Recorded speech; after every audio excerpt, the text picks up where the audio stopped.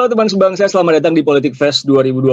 Semangat anak muda untuk anak muda. Jadi Politik Fest adalah festival politik pertama di Indonesia yang dikemas dalam bentuk politik entertainment atau politainment.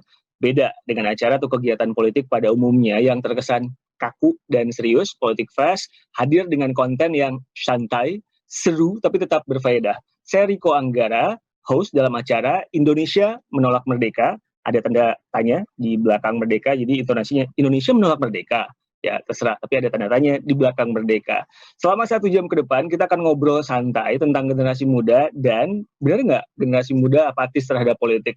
Jadi gini, sebelum merdeka, perjuangan masyarakat Indonesia adalah melawan penjajahan. Setelah merdeka, perjuangan generasi muda melawan perpecahan. Perpecahan timbul akibat fanatisme berlebih. Saking fanatisnya, bahkan ada beberapa orang yang nggak merasa aman untuk berkomentar atau nggak merasa aman untuk bersuara. Bisa dibilang buat sebagian orang kita sedang dalam era yang serba salah, memihak salah, cuek juga salah. Pertanyaan, apa yang mesti dilakukan?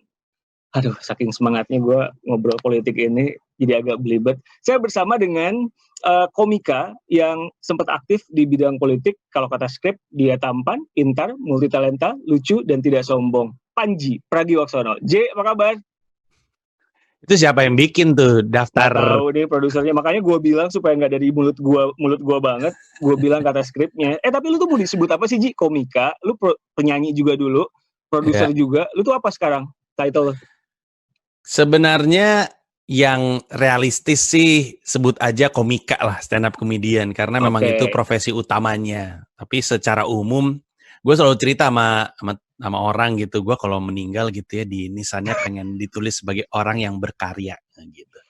Jadi bukan tukang nyinggung orang.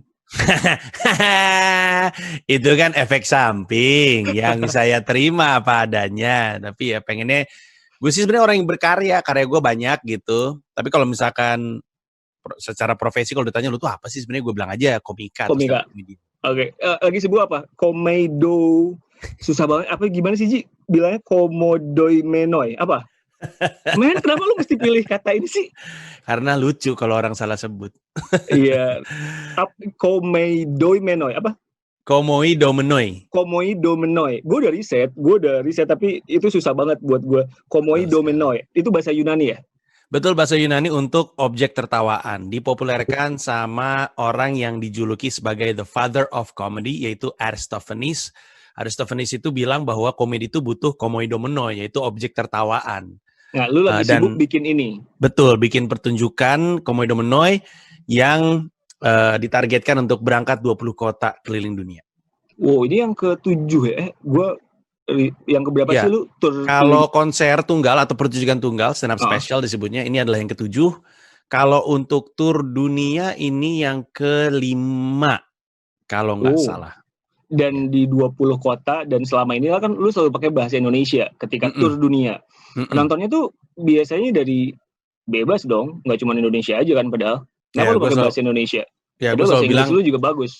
Iya, gue selalu bilang pertunjukan stand up gue ketika lagi World Tour tuh untuk siapapun yang bisa bahasa Indonesia, dan itu membuka kesempatan untuk warga setempat nonton karena bahasa Indonesia. Dan biasanya 15%, 10% ada aja warga lokal yang nonton, baik itu lagi di Jerman ataupun di Afrika Selatan, Pretoria, itu ada aja orang lokal kayak bule gitu. Terus kita lihat nih orang nonton kenapa ngerti, terus ketawa-ketawa juga. Walaupun ketawanya nggak seterbahak-bahak orang Indonesia.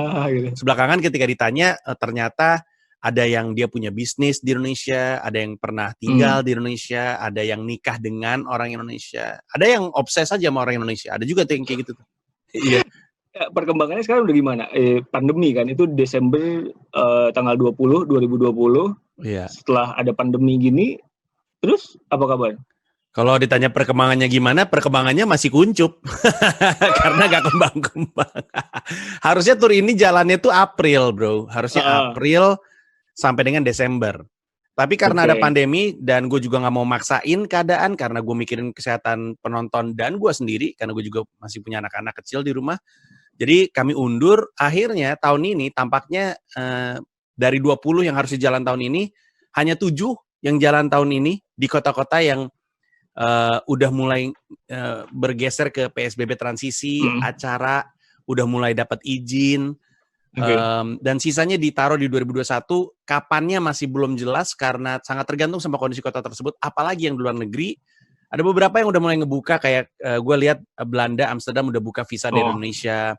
Tapi kita lihat aja kondisinya seperti apa. Yang pasti semua informasinya ada di tersinggungoleppanji.com kalau orang-orang pengen cari jadwal. Ya, tersinggungoleppanji.com. Jadi kalau lu kan banyak dibilang ya, tersinggung oleh Panji.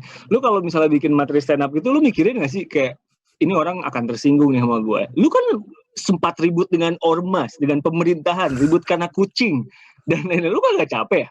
Lah, dulu gue pikirin bro, gue berhati-hati. Dulu tuh gue selalu mendiskusikan beat gue dengan istri gue. Istri gue paling jago untuk nemu celah bolongnya di mana supaya kita bisa tutupin. Kita selalu dia mikirin. Punya hati ya? Iya, dia punya, saya tidak terlalu. Tapi dulu gue peduli gitu, peduli untuk memikirkan itu. Kita cari jalan namanya. Bahkan pertunjukan gue yang di JCC yang tahun lalu tuh, yang Pragiwaksono Stand Up Comedy Special, itu gue desain sebagai pertunjukan paling aman, paling tidak menyinggung, paling personal, ngomongin hanya diri gue sendiri, nggak nyebut hal-hal yang beresiko. Pertunjukan yang paling hati-hati, yang paling mikirin perasaan masyarakat supaya nggak tersinggung, ternyata ketersinggungannya luar biasa. Akhirnya hari ini gue pikir ya udahlah, gue nggak usah mikirin deh perasaan penonton. Orang gue hati-hati aja tersinggung, ngapain gue hati-hati? Yang penting gue ngomong apa yang gue mau dengan tujuan lucu. Kalau orang tersinggung gue minta maaf, tapi niat gue adalah untuk ngelawak. Jadi sekarang gue udah nggak terlalu memikirkan perasaan penonton, karena pusing loh bro. Kalau misalnya kita nulis joke, siapa yang tersinggung ya? Oh si ini tersinggung, ya udah nggak jadi, ganti lagi. Oh ini nanti malah nggak lucu, Ji. Yoi. Ya udahlah, akhirnya yang komodo-mono ini gue bilang sama orang-orang, guys, ini gue mau sembarangan nih mulutnya. Jadi sekiranya Anda tipis-tipis tersinggungnya, sebaiknya nggak usah nonton dulu deh, karena ini berantakan lah.